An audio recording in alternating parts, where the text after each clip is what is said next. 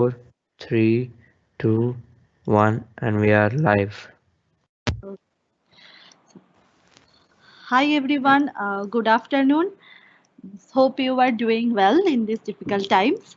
So today topic of my talk is computational models of human language comprehension. So before I go into the details, a little bit introduction about myself.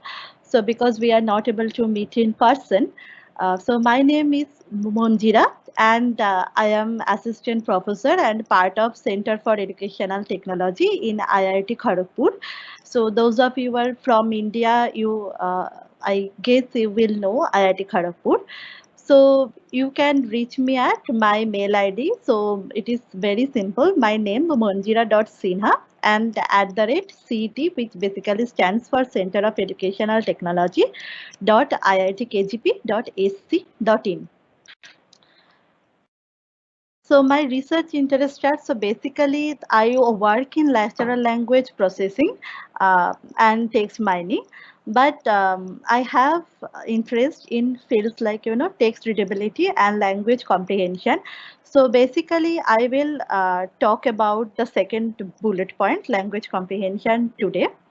And also I work in assistive technology, so developing tools and technology for persons with disabilities, and also I explored how technology can enhance our education and learning. So welcome everyone. So before I go into the details over the next slides, so as you understand from the title of this talk that it will be a bit different. So I thought that as all of you are well versed in machine learning and deep neural nets and maybe going through lots of complex models over the course of this summit, so I just wanted to focus on the tagline that AI is not just some piece of coding. So I wanted to shed light on a bit different area. So you can call it the other side of NLP. So basically, in natural language processing, we try to develop better language processing capabilities in computers. So for that we also need to understand how we as human process language. So the objective of this talk is to motivate or inspire you to think about this wonderful phenomena that we call language and how computational models have helped.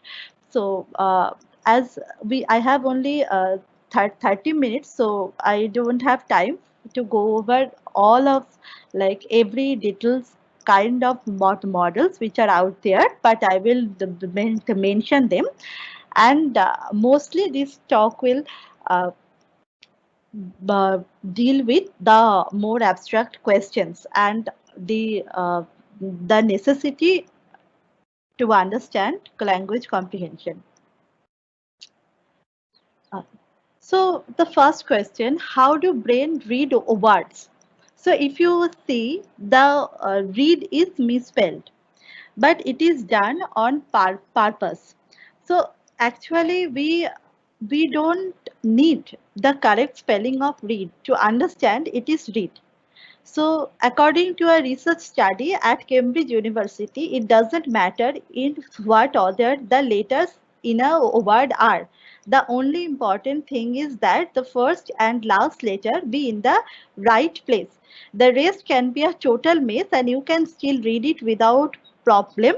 This is because the human mind does not read every letter by itself, but the word as a whole. So as I read it through this passage and where every letter is kind of jumbled up apart from the first and last of the one, I can read it at pace, and it is not because I have practiced it but precisely because of the phenomena that is described in this passage. So I will like to give you 30 seconds so you can also go through it and you will find that you were able to read it without any difficulty.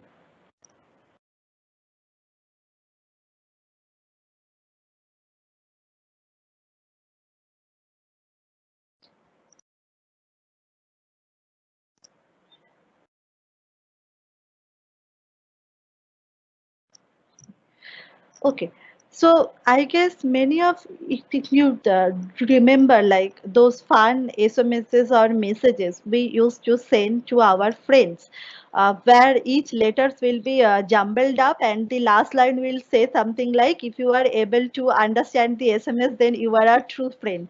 So that has nothing to do with the intensity of the friendship, but rather a very well known and simple language comprehension phenomena, which is called the gestalt or the Bauma effect. So Bauma is basically the shape of the words. So what it says is that as long as I have the first letter and the last letter of this of a word in place, I can read the word without any difficulty, no matter how messy the in between letters are. So this is so wonderful, right? We insist on writing correct spelling, but actually when we comprehend, the spelling matters very little. But please don't take it as an inspiration to purposefully write wrong spelling. Or how do we comprehend sentences? So say for example, take these two sentences. The detective arrested the thief guilty of robbery. The detective arrested the cop guilty of bribery. So when we read this, actually we don't feel the difference. But when uh, the psycholinguistics experts or those who are dealing with the language comprehension, they have experimented with people reading these two sentences, and have measured the difference in the order of say like milliseconds. They have found that the first sentence does not evoke a surprise because it is okay. So it is general, it is normative for us that a detective will arrest a thief, but there may be a very small difference, a very small elements of surprisal, but it is there when we say the detective arrested the cop guilty of bribery. Because in our worldview, in our conceptual structure, a, a detective is not supposed to arrest a cop, or in other way a cop is supposed not to take bribes. So these kind of conflicts with our ideal worldview. So these also shows that how our worldview affects our language comprehension, however minute it can be. And these minute things when added up, they makes a real difference. Or say, for example, this sentence. The mouse, the cat, the dog, the man worked, barked at, chased, ate the cheese. So, can anyone make sense of it? It is very difficult, right? So, these types of sentences are called the centrally embedded sentences, or the phenomena is called the central embedding. Precisely because if you see that it is like the mouse, the cat, the dog, all the nouns are together, and then as you kind of reach to the like the man after the four nouns, you reach kind of the end of the middle of the sentence, and then you start like unwinding the knot. Okay, so the man walked, the dog barked at the man, the cat chased, and the cat who chased, and the mouse ate the cheese. So the cat chased the mouse, the dog, sorry, I just explained it a bit wrongly. The mouse ate the cheese, the cat chased the mouse, and the dog barked at the cat, and the man was walking the dog. So these kind of sentences are the like holy grail for understanding language comprehension, because from the confusion that I created, you can totally understand how difficult these are to decode. And people employ state of the art machine learning like and natural language processing, by which we call the part of speech tagging, the word features, the frequencies, and the machine learning methods like regressions, classification, probability estimation, to understand how we comprehend this kind of sentences, all language. And there are standard methodology for doing that. So I will not go through them, but in the later slides, there are mention of one of them. And this is a famous sentence. So you can just Google it up, and it is not like uh, some random myth. So it is a grammatically correct sentence which has a meaning. So it's buffalo, buffalo, buffalo, buffalo, buffalo, buffalo, buffalo. And this interesting phenomena happens because buffalo as a word can have various different senses and part of speeches and meaning. So it means something like the buffalo from buffalo meet the buffalo from buffalo, and they like eat buffalo at buffalo kind of thing.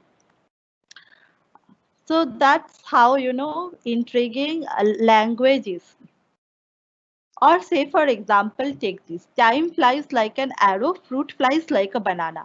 So although there are two flies, but we can distinguish that the first flies is a verb and the second flies, it's like a part of the noun fruit flies.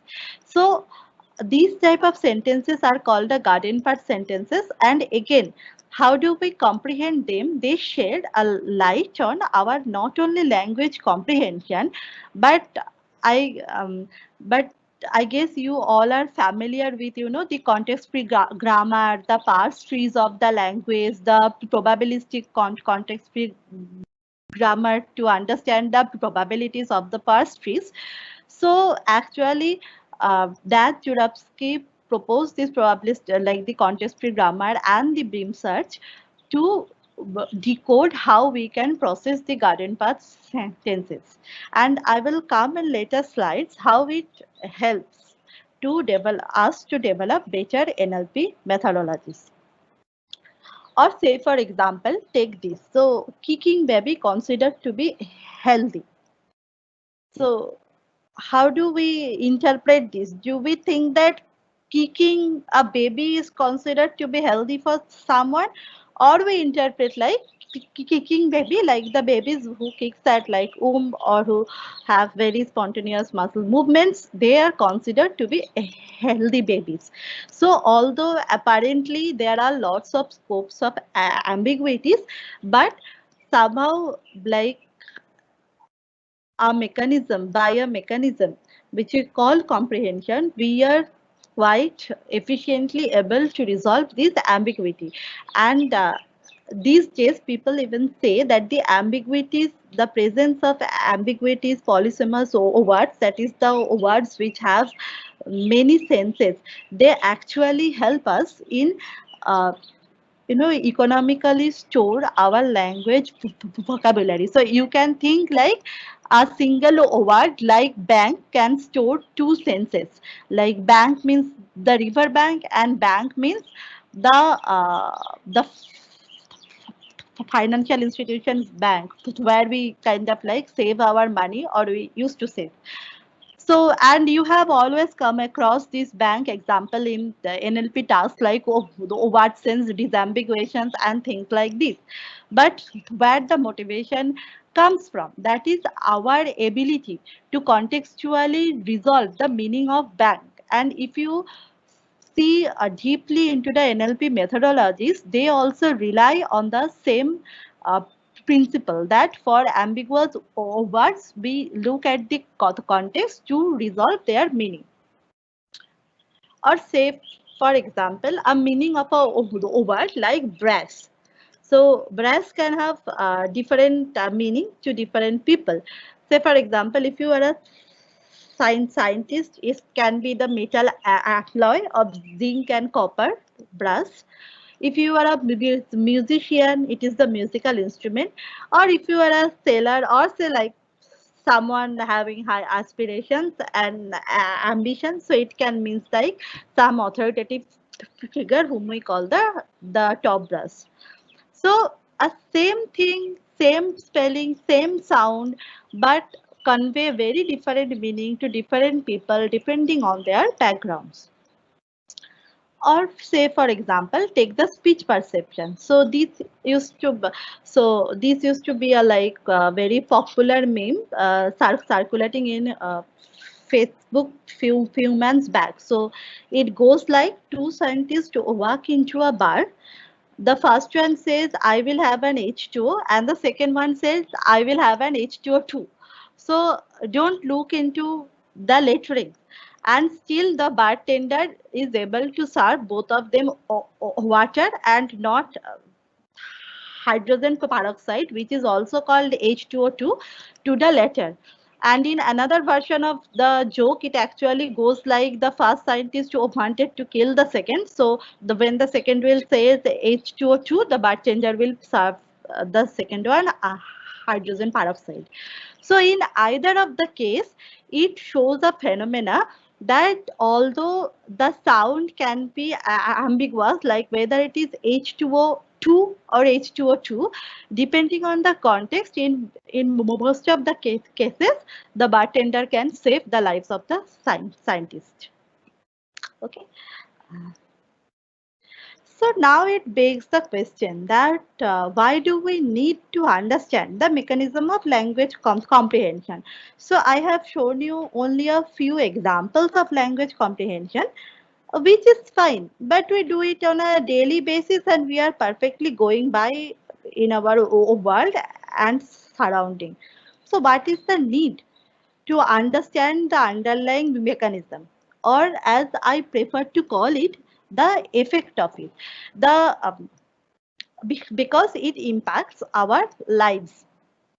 So to understand that, we need to first understand the thing called language. So our textbooks will say us something like combining finite set of vocabulary and rules into infinite set of meanings, which basically means combining the words to make sentences and more sentences and more communication. But let us take a pause here and think for ourselves what language actually means to us. It differentiates human from all other species. No other species has a well-formed language like we do. Through language, we make sense of the world around, right? So, see, I am communicating with you maybe very fast uh, via English, and but still we are sharing a common understanding of the world. Then only this communication makes sense, right? So it does not only affects our individual thinking, but it is a collective cognition. So the language I use does not only shape my worldview, but my worldview is also influenced by how the language is used by other people. So there has to be a common understanding. So, language as the mean of communication is the most powerful and influencing tool because it is the tool through which we actually try to convey our feelings, we try to influence other, and we try to make changes happen, right? And yet, how we acquire and master this powerful and everyday medium of communication still intrigue researchers from various domains of study. So, see, I am saying the lecture, I am delivering the lecture in very fast, and yet you were able to understand it so efficiently. And language is something that we take for granted, but it still intrigues various researchers because yet we don't know how it happens, or till this point we are not able to simulate the language phenomena. So what linguists said. So starting with the Sapir-Whorf hypothesis. So basically what it says that we view the world filtered through the semantic categories of our native language. Very difficult term. So let me put it in a layperson's words. So basically Sapir-Whorf said that we cannot think about a concept if we do not have a semantically meaningful word for that in our language. So just think for yourself. Can you think about some concept which you cannot represent by words? And this is interesting because you know there are lots of quiz and Facebook and YouTube videos, you will say like which says that some the words in Japanese that you cannot translate in English. So because the thing is that as we do not have the appropriate semantic words or categories, it is very difficult to come up with that conceptual understanding. So that's why it is also said that if you know many languages, you can understand the culture of the world better, or you can make sense of the world better. Then Noam Chomsky said that we all have some form of universal grammar. So this is a like very famous line that colorless green ideas sleep furiously. So this is a syntactically correct sentence, but it does not make any sense. So how do we know that it does not make any sense? How do we produce new unseen sentences that those are not only syntactically correct but also semantically meaningful? So he said that there are some rules of grammar, those are hardwired in the brain and manifest without being taught. Then came Steven Pinker with his famous book called The Language Instinct. So he proposed that humans are born with an innate capacity for language. So to explain that how we master this very complex thing. And then there are many more, including the debunking of the language instinct. And then this is a very famous book. You may have heard that Women, Fire, and Dangerous Things, which actually like goes about a book for cognitive science and embedded cognition. But it is on actually how do we understand the language and how do we make senses of our semantic categories. So those were the linguists. So the cognitive scientists, people who work with the memory and human cognition, they have also tried to explain language. So how they have tried? They have tried to explain the phenomena that, say for example, when I say you cat, how do you retrieve the meaning cat and maybe associate a picture of cat in your mind with it? So they said like cat is a kind of, you have seen those things in the fair, right? So if you like bang the hammer and if the ball reaches a particular threshold, then you will gain a score. So in this way, they tried to explain that when I say cat and when you listen to this sound kind actually fires are triggered and it only makes the threshold of the cat and not the other the words. See, the intensity is less. Other then some later people said we can also say it is spreading activation. So you must have heard the term spreading activation in some other context. I will come later. So what it says is that, okay, cat is fine, but whenever I say cat, why do you also may retrieve dog? So they said in our mind somewhere all these concepts are linked. So that's why if I say you doctor, you also activate the concepts of nurse, hospital, and dentist. Now see a very interesting thing. We use the same philosophy on corpus linguistics when we actually do the statistical language modeling, like the bigram diagram. We say like if doctor and nurse have high probability of co-occurring. So that is exactly this cognitive scientists were also trying to tell that in our mind also, if I say you doctor, you build up high expectation for nurse. So these two things go hand in hand, our NLP and our language comprehension, and each motivates the other. Okay. So now you can ask me that all the language comprehension is fine. We understand the importance and all, but we are NLP and machine learning people. So why should we bother with it? So academic curiosity is fine, but there has to be some other, practical motivations. The answer is that This is an extremely interdisciplinary research area. It consists of language, neuroscience, psycholinguistics, and we are interested in this part. That how technology, especially technology as we know it, like machine learning, data science, NLP, AI, information retrieval, is interacting with the field of language comprehension. I say interaction because it is kind of, a cyclic process.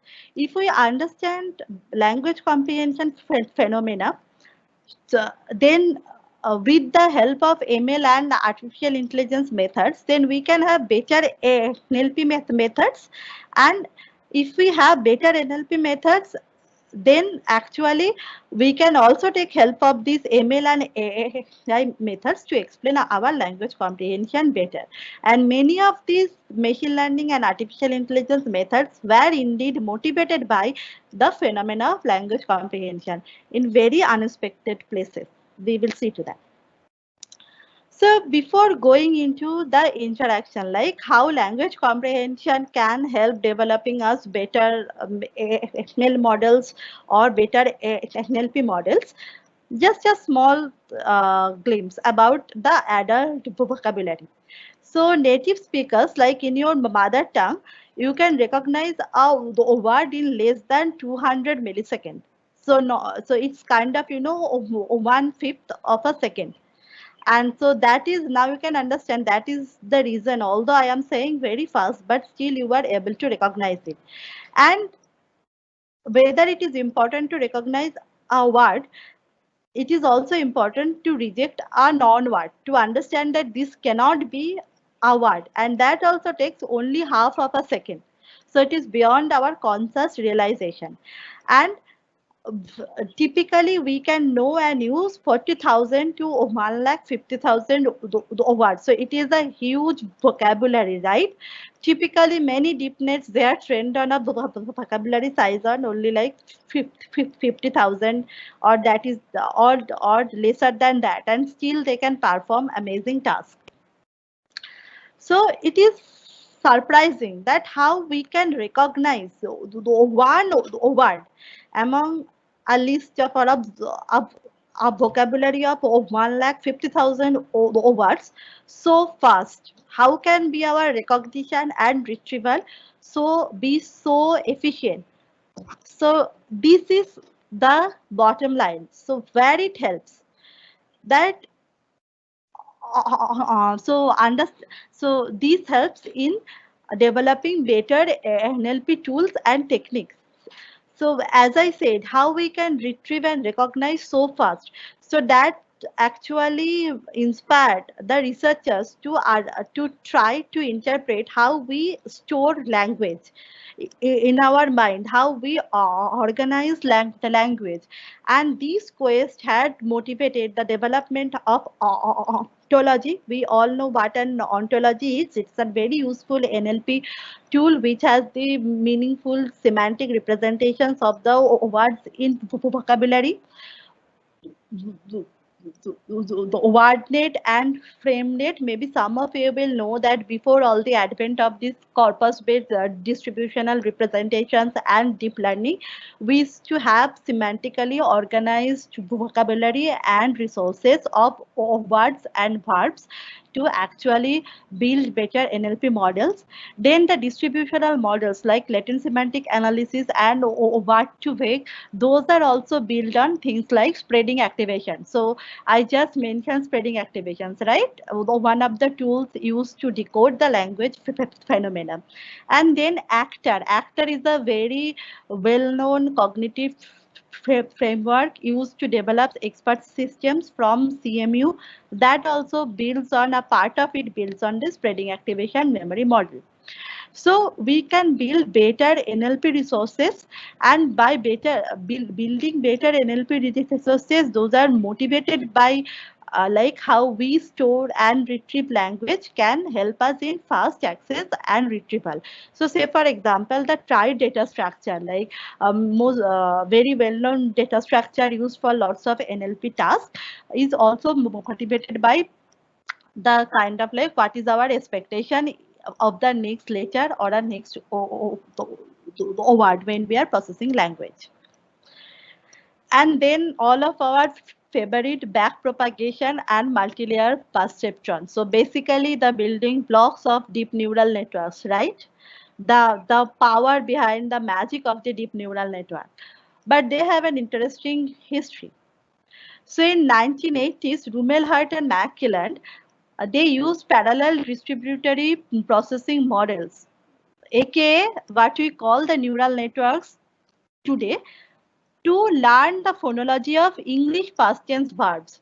So the motivation was to understand that how we comprehend the English past tense verbs, because sometimes they follow the rules and sometimes they don't follow the rule, but still we are able to master that. In other words, they used MLP and back propagation. So David Rumelhart actually was a psychologist and he pioneered the field of DNNs by developing the learning phenomena for the mechanism for learning representation and the error propagation. So if you look into all the books on the neural networks and back propagation, you will find with Hinton, he is another co-author. So actually the quest to understand language also kind of fuel the development of one of our most powerful ML tools today. So that was how language comprehension can help in the field of NLP and machine learning. So how NLP and machine learning, how corpus linguistics and the insights from how do we comprehend language can help us developing some better, solutions. Say for example, how can we address bias and hate speech? So many of you may know this interesting the interesting quiz or the experiment. So it goes like a man and his son are in a terrible accident and are rushed to the hospital in critical care. The doctor looks at the boy and exclaims, "I can't operate on this boy. He is my son. How could this be?"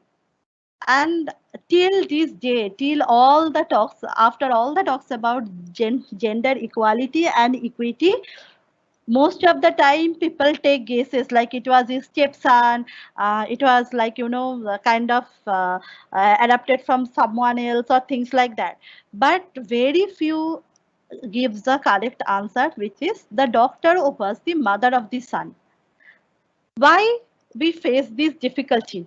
And men because we have always denoted things like this, doctor and lady doctor. So as you all know, this year's Nobel in chemistry were given to two scientists who also happens to be women, and lots of paper reported actually like two female scientists, two women scientists.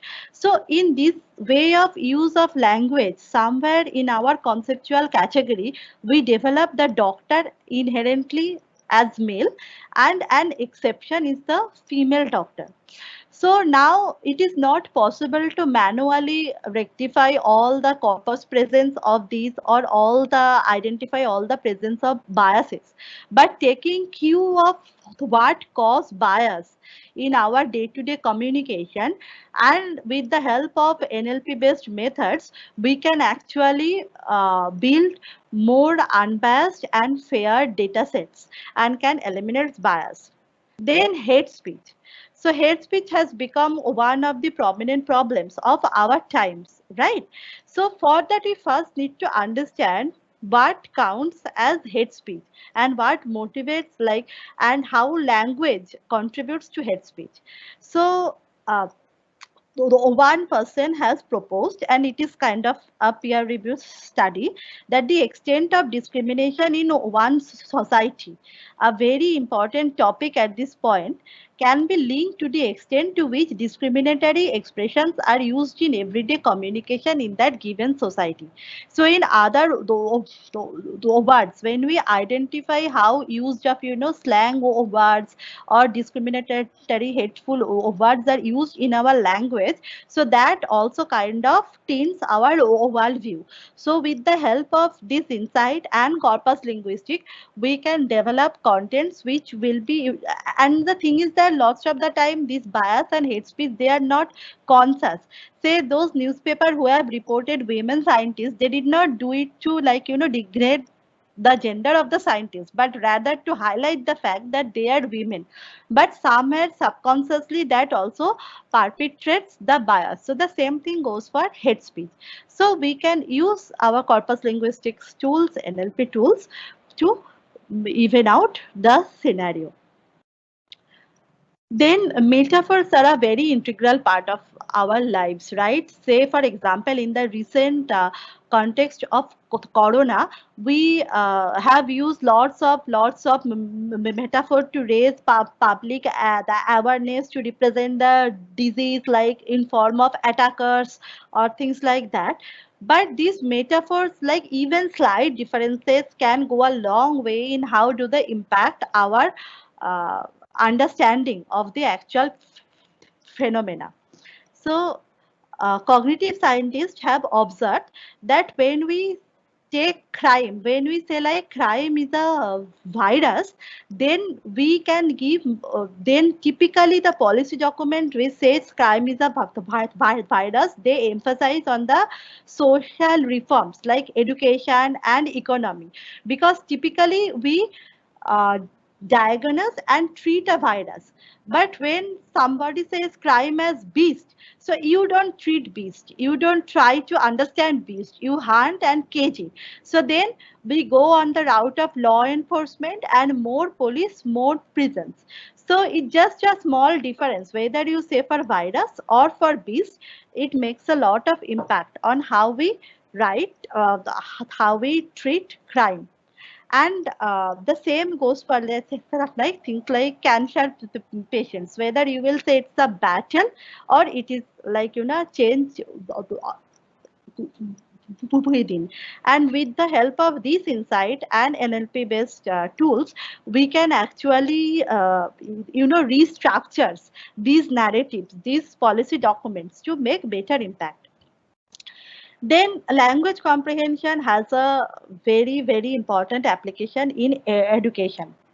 The first thing is that it can help to customize the textbook for readers. So one of the hindrance in education is that we have the mandate of like one size fits all. So typically the textbooks are developed taking in the median of the population, and they are completely unusable or kind of the contextless for the marginalized population. So use of insights from language comprehension and the culture, we can use NLP methods to address the text readability of the textbook. So actually text readability, you can just search the term in Google. It is a very vibrant field of NLP research, and also use lots of state of the art machine learning and neural networks in it. And also text simplification, we use the things like paraphrasing these days a lot for lots of NLP tasks. But paraphrasing or text simplification takes inspiration actually from language comprehension, and it has lots of importance in making better textbooks and thus better education. So these sort of way, the two things, they go hands in hand. What we think as the mainstream natural language processing, and what we talk about the language comprehension. So now we say, and also this is a very recent study published in Nature, where people have used the capability of large scale neural networks to understand the effect of culture on language. So Okay, so I don't think I have time to explain the big picture. So what they have done is that they have taken 107 language and 23 different semantic senses, and by the semantic similarity measures between say a word in beautiful in English, they have retrieved the top 20 semantically similar words in English, and they have translated all the words in French, and they have shown that say for example this colorful has very high similarity of beautiful to English, but in French it actually not the case.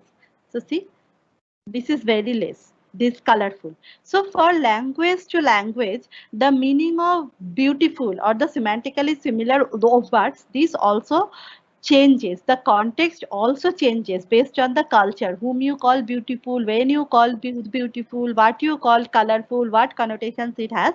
So they have first translated beautiful to its French view, and then again taken the top 20 for view and then translated back to English and observed what is the state of the similarity.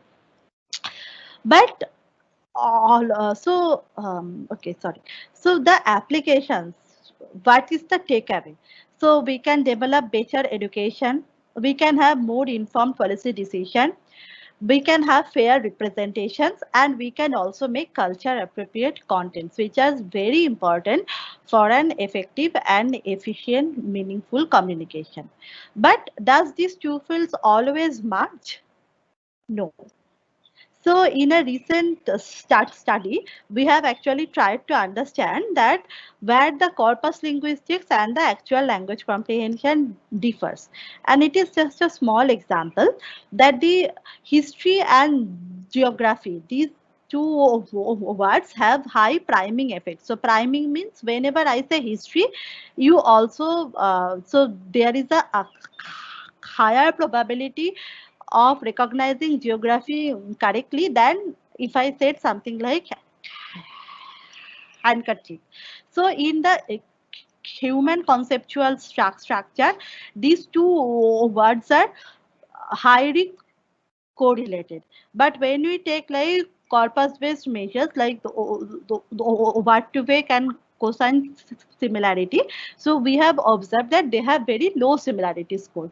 So this can also motivate towards developing better NLP resources which will reflect our actual language comprehension better, and that in turn actually can aid developing better NLP solutions, because lots of time maybe our solutions are not performing according to our expectations because they are the underlying data is not reflecting how we have understood and processed language.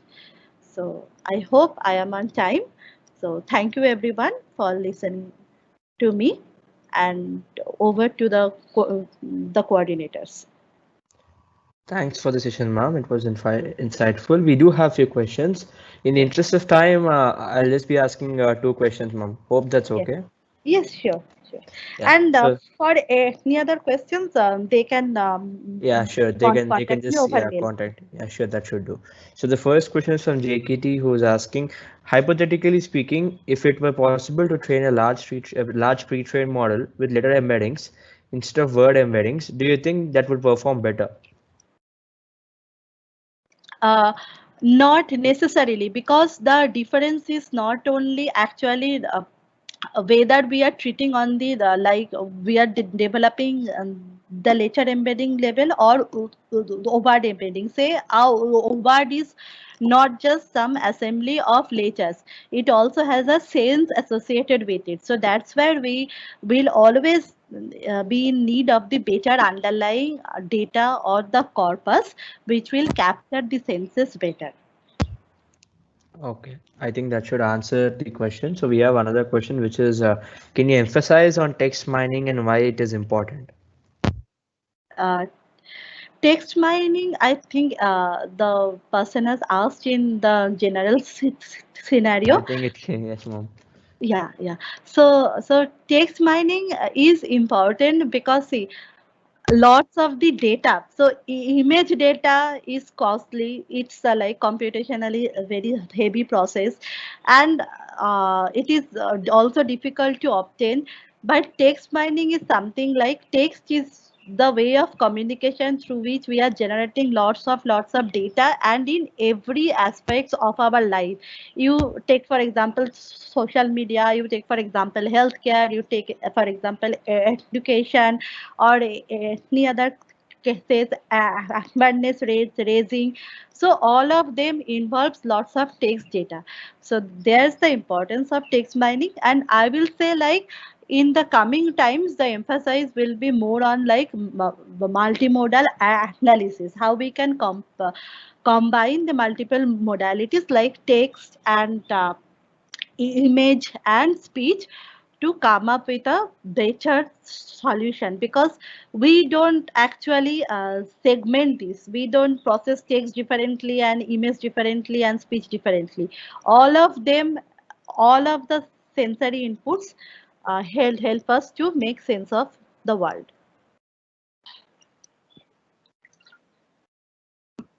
So I hope this address your question. Yes, ma'am. So we still have one question to go, which is Yeah. what is the difference between machine reading comprehension and core information retrieval? So actually, I don't believe there is a difference. So by machine comprehension, I guess what you have meant is that how we can develop better NLP models which will be able to understand the natural language text, understand in the sense that they will be able to perform better on that. And for that we need the insights and the tools or the theories from information retrieval.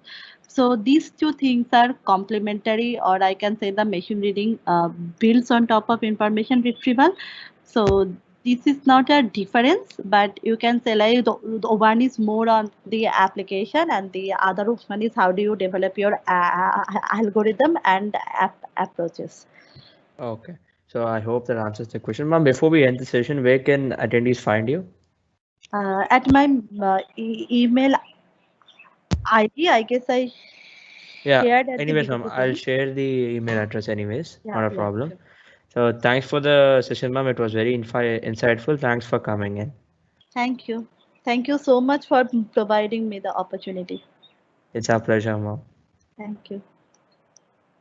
And the session